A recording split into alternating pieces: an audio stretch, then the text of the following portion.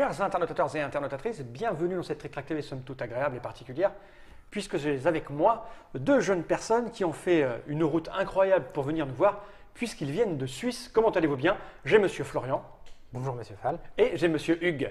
Ça va bien. Et je me suis rappelé de leur prénom, c'est absolument incroyable, je ne me suis pas trompé. Alors on va faire une Trick Track TV un peu spéciale, parce que là on ne va pas parler de la mécanique du jeu, on va d'abord parler des raisons qui vous ont poussé à faire ce jeu. On est d'accord?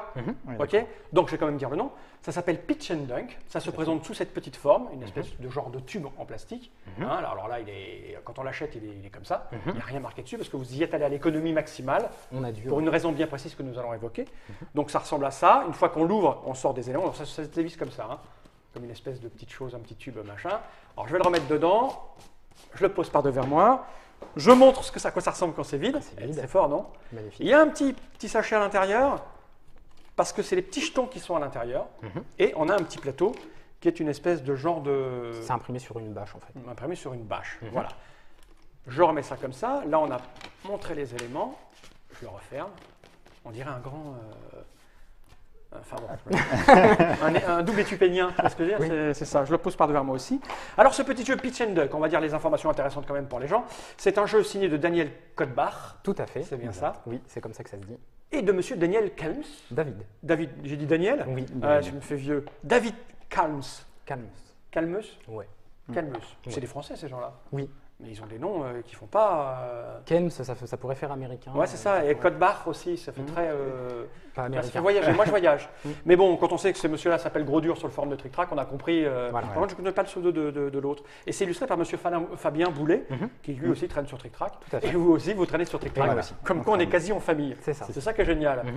Et vous avez décidé d'éditer Pitch and Dunk. Monsieur Kodbach est assez... Enfin, Daniel, on va l'appeler Daniel. Monsieur Daniel est assez habitué de la chose. C'est des jeux où on fait des pichenettes. Ce jeu, il en a parlé sur le forum de la création, etc., fabriqué à la main et tout. Et vous m'avez contacté il n'y a pas très longtemps pour me dire que vous faisiez partie d'une association en Suisse qui répond au nom de IF Association. Ouais.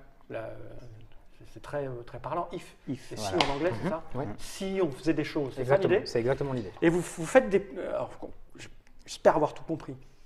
Vous montez des projets, peu importe le support, hein, là en l'occurrence c'est un jeu, Tout à fait. mais pour contribuer au développement d'une autre association, Voilà. qui est plutôt d'intérêt d'ordre public, caritatif, avec du bon sentiment à l'intérieur. Ouais, c'est ça? C'est exactement ça. Vous avez des têtes à avoir des bons sentiments, vous deux. On a beaucoup de bons sentiments. C'est ça. Beaucoup. Parce que quand on a du mauvais sentiment, on a des... On a des trous, ouais, voilà, des et cheveux. quand on a des bons sentiments, on est un peu comme vous, moins pileux. Alors expliquez-moi, là alors vous êtes associé à Maillot pour la vie. Tout à fait. C'est quoi l'idée? Pourquoi, comment? Et pourquoi en Suisse? Alors pourquoi en Suisse? Parce que on vit en Suisse. D'accord. Donc on a monté cette association-là il y a 4 ans maintenant. Et puis donc on a décidé de parrainer, en tout cas pour ce jeu, l'association Un Maillot pour la vie, puisque c'est une association qui est parrainée par des sportifs qui interviennent auprès d'enfants qui sont hospitalisés. D'accord. Donc souvent on peut le voir quand il y a des matchs par exemple, et puis il y a un enfant qui vient tirer un coup d'envoi d'un match, souvent c'est cette association-là qui... Et donc comme c'était tout à fait dans le thème, puisqu'on a un jeu qui est une simulation de sport, on s'est orienté vers cette association-là, tout simplement parce que leur activité nous plaisait, et puis parce que c'était tout à fait dans le thème du jeu. D'accord, mais ça c'est pour ce projet-là. Mais Oui. au départ, IF Association, le concept, c'est quoi? Parce que moi, j'avais jamais fait attention à ce genre de choses. C'est-à-dire que c'est un groupement d'associations, enfin c'est une association de gens qui se regroupent pour aider une autre association. Voilà. Pourquoi pas intégrer directement l'association ou autre? Alors- C'est quoi? C'est l'idée de développer des projets? Parce que Ouais. vous m'avez dit, vous avez fait avant un CD. On a fait un CD avant, il y a un 4 truc qui ans. n'a rien à voir avec le jeu. C'est quoi? Voilà. C'est quoi la motivation? Ce qui Alors, vous pousse? La motivation, c'est de pouvoir permettre à des auteurs, donc là en l'occurrence d'un jeu, mais ça peut être tout et n'importe quoi, on peut imaginer une bande dessinée par exemple. Donc c'est à la base de la création. Il faut un truc créatif. Voilà, faut que ce soit créatif. D'accord. Et puis c'est vraiment de dire, on permet à un auteur de monter son projet, et en fait la seule condition, c'est de parrainer une association qui peut être au choix de l'auteur en fait. D'accord. Ça peut être une cause qui lui tient à cœur, ça peut être une association locale dans laquelle lui-même intervient. Et puis donc sur la vente du projet fini, donc là en l'occurrence pour le jeu, il y a une partie des bénéfices qui va être reversée à l'association qui est parrainée. D'accord. Et le reste des bénéfices? Le reste des bénéfices, nous on en récupère une partie pour le moment puisque ça nous permet de financer les projets d'après. D'accord. Et puis à terme, le but c'est de récupérer, quand on aura vraiment un budget de fonctionnement où on pourra vraiment faire un projet en autonomie, c'est de récupérer le moins possible sur chaque projet pour pouvoir vraiment redistribuer la plus grande partie à l'association. D'accord, c'est vraiment du vrai but à non lucratif de base, du truc pour aider. C'est très très bien. Alors vous choisissez les associations en fonction de quel type de critères là tu as dit, c'est parce que c'est sur les enfants malades, c'est ça? Mais vous changez à chaque fois? À chaque fois, on part une nouvelle association. Et alors ça vous prend du temps, ça, pour trouver le projet dans un premier temps, le travailler, l'élaborer, et puis l'association a aidé derrière. Vous la cherchez avant, après, pendant? Comment ça fonctionne? Alors là, en l'occurrence, on l'a cherché une fois qu'on a su quel était le jeu parce qu'on voulait rester un peu dans le thème. Donc une fois qu'on a su qu'on allait faire Pitch and Dunk, on a contacté une association qui avait un pied dans le sport, on va dire. D'accord. Mais ça aurait été un autre jeu, on aurait peut-être aussi contacté cette association-là, je ne sais pas. Mais en général, on essaie de rester un peu proche du thème. D'accord. Vous êtes combien dans cette association, IF Association? Alors, au niveau du bureau, on est 5, et puis après, on a des membres, donc Hugues, en l'occurrence, qui est membre de l'association. Et vous adhérez? Tu adhères? C'est payant, etc. Et ça sert pour les frais administratifs d'organisation de l'association. C'est assez intéressant comme mode de fonctionnement. C'est unique ou vous connaissez d'autres systèmes comme ça, de gens qui participent à des projets comment on en arrive à monter A priori, non. Non, moi, j'en connais pas de plus. Non. L'idée vient d'où? Qui a eu l'idée de mettre ça en place C'est toi, Florian. Ah, c'est toi qui as eu cette idée? En fait, la genèse, c'est quoi? C'est l'envie? Parce qu'il y a quand même un truc il y a deux choses fortes dans ce que tu me racontes. Il y a deux choses. L'envie, d'une part, d'aider la création, quelle qu'elle soit, enfin, plus ou moins artistique, on va dire. C'est des musiques, c'est rigolo de mettre le jeu. Enfin, c'est rigolo, c'est intéressant de mettre le jeu dans ce profil de création, mais il y a aussi l'envie d'aider des associations, on va dire, caritatives à base d'aide pour les enfants, etc. Des personnes. Alors, comment ça fonctionne? Pourquoi? Alors, l'idée de base, en fait, à la base, on est tous, dans l'association, on est tous collègues, on travaille ensemble. D'accord. Et puis, l'idée de base, elle est née d'une discussion qu'on a eue pendant… Donc, on a un peu des horaires particuliers, je ne vais pas raconter ma vie, mais on travaille la nuit. D'accord. Donc, du coup, c'est né d'une discussion qu'on a eue une nuit, donc avec Marco, qui est le vice-président de l'association, qui, lui, travaille en dehors du travail dans le milieu musical. D'accord. Et puis, c'est né d'une discussion où, en fait, moi, en dehors du travail, je fais pas mal d'animation. Donc centre de loisirs, colonie de vacances. Je suis aussi formateur dans une association qui forme les animateurs. Et donc je revenais d'une colonie de vacances et puis en gros on se racontait nos vacances. Donc lui il me parlait de ses projets musicaux, moi je lui parlais de la colo que je venais de faire. Et puis on a eu cette idée de dire tiens si on faisait un CD pour enfants. C'est de là qu'est né le premier projet en fait. Et puis en fait à l'époque quand on a travaillé là-dessus, on était vraiment parti sur l'idée de dire on reverse les bénéfices à une association. Mais comme on était, on va dire, des particuliers, on n'avait pas de légitimité, on va dire. On s'est dit, si on fait ça, si on laisse ça comme ça, les gens vont se dire, ouais, c'est deux gars qui font un CD et puis on ne sait pas ce qu'ils font. On sait pas ce qu'ils font après. Voilà, donc du coup, l'association est née de là. Elle est née à la suite de ce projet. Le premier projet a été fait avant la création de l'association. Et donc, on a décidé de créer l'association pour pouvoir justement dire on a déjà une légitimité dans le projet pour que tout soit vraiment écrit et que les gens savent où ça va. Et puis après, on s'est dit on va partir aussi peut-être sur d'autres projets, d'autres idées. D'accord. Donc voilà comment c'est. Et donc comme tu es joueur et vous êtes plus ou moins joueur dans l'association, parce que toi aussi, je crois que tu étais joueur aussi, c'est ça? Oui, très joueur. Oui. Vous avez dit tiens, on va essayer de partir sur un jeu et essayer de. Alors vous avez fait comment s'est passée la rencontre avec ces deux messieurs sur Trick Track? Par l'intermédiaire du forum. De Trick Track donc. Ouais, donc ça s'est fait début. Vous êtes des utilisateurs depuis de longue date de Trick Track, c'est ça? Ça fait quelques années. Et vous fréquentez la section de la création, c'est ça, une section de la création sur Trick Track, où des gens viennent présenter leurs prototypes. Et donc vous êtes tombé sur… Alors ça s'est pas fait tout à fait comme ça. En fait, on a créé un sujet dans le forum où on a simplement dit association cherche petit jeu à éditer. C'est tout. On avait juste mis ça. D'accord. Et donc on a eu des contacts, donc des auteurs qui nous ont contactés qui étaient intéressés par le concept de l'association et qui nous ont proposé des prototypes. Et puis on s'est arrêté sur Pitch and Dunk parce que on n'a jamais édité de jeu à la base. D'accord. Donc le milieu de l'édition pour le moment pour nous il est quand même il reste quand même assez inconnu. D'accord. Donc on s'est dit vu que le jeu avait déjà été micro-édité, qu'il était prêt, les règles étaient rédigées, les illustrations étaient déjà faites. C'était plus simple pour nous. Ils connaissaient sa filière pour l'impression, la fabrication, exactement. etc. Donc pour nous, c'était plus simple de partir sur ce jeu-là. De toute façon, c'était un jeu qui nous plaisait. Moi, je connaissais déjà Kern de Daniel. Donc je savais que c'était un type de jeu qui me plaisait. Et par la suite, en tout cas pour les prochains jeux qu'on fera, on partira vraiment sur des prototypes qu'on va travailler. Parce que là, c'est décidé d'avoir édité un jeu, ça vous a plu. Ouais.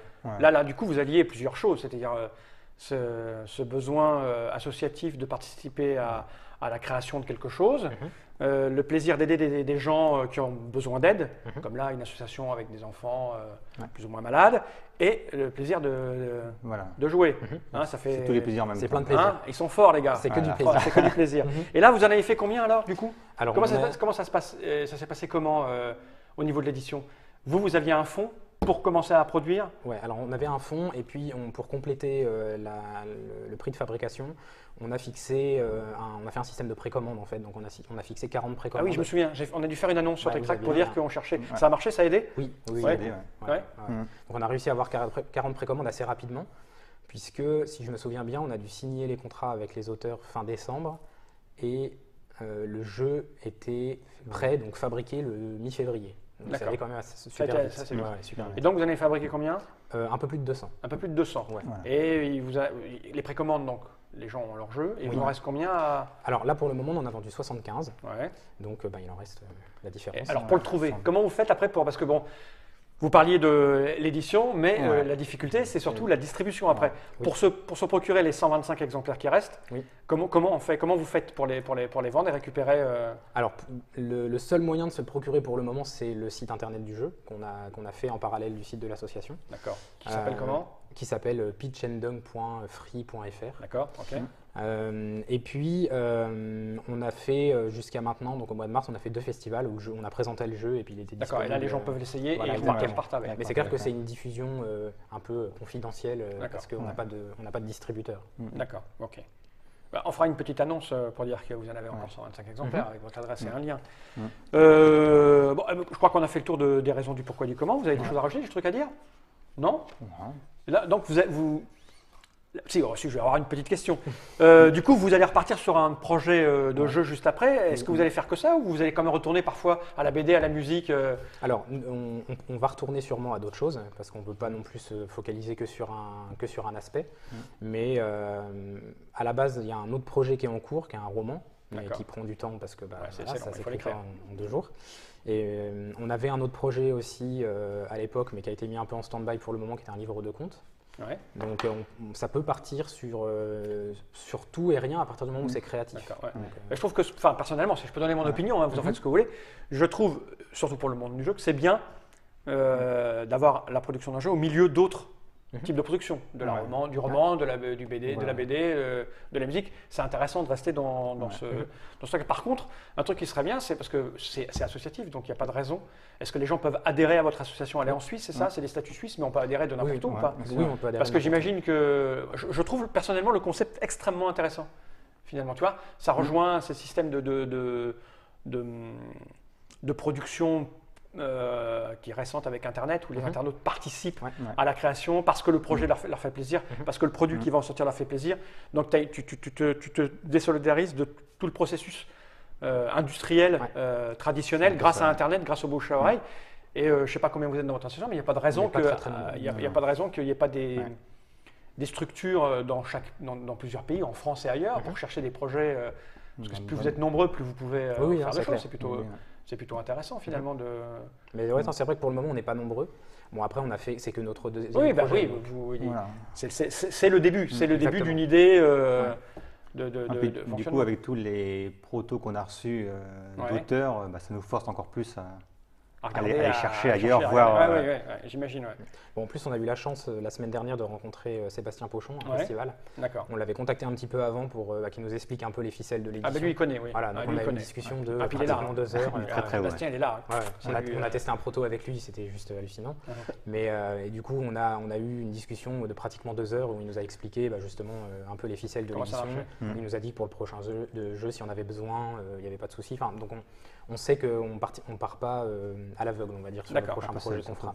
Ok. Bon, on a vu le pourquoi du comment de la chose, ce qui est déjà très bien. Ce que je vous propose, c'est donc, on va dire au revoir et surtout dire aux internautateurs qu'on va faire une seconde petite vidéo où là, on va parler exclusivement du jeu. On va expliquer comment il marche et puis après je vais me faire humilier par notre ami Hugues qui est champion régional en Suisse de pinch and dunk, spécialiste. On l'appelle l'ambidextre, il est capable de pichenetter de la droite et de la gauche. À l'envers aussi. Alors que moi je suis une espèce de quiche qui ne sait pas faire grand chose de mes doigts à part des trucs Répréhensible par la loi. Italien, c'est ça, italien. Merci pour cette. Je remontre comment ça se présente. Ah oui, combien ça coûte? Tu m'as dit, on n'a pas dit ça. Alors oui, c'est vrai, on n'a pas dit combien ça coûtait. Les gens, ils donnent combien quand ils veulent ça et combien ils aident l'association? Le jeu coûte 30 €. Sur les 30 €, donc il y a 12 € qui sont des bénéfices. Et sur ces 12 €, il y a 7 € qui vont à l'association qu'on parraine, donc un maillot pour la vie, et 5 € qu'on récupère nous pour financer le prochain projet. Là, c'est clair.